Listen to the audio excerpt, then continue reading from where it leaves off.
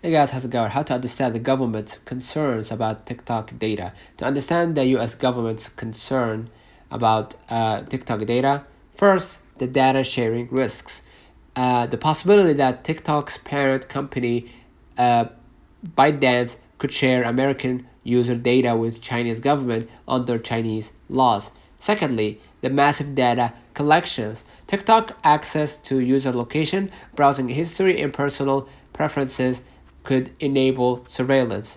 And next, the national security uh, threats. Fear that or skepticism that TikTok could be, or that data could be used to influence public opinion, elections, or military and government employees.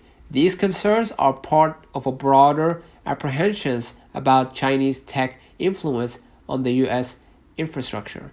So, let me know in the comments if this video helped you. Don't forget to like and subscribe, turn on the notification bell to receive every video we upload. Thank you for watching.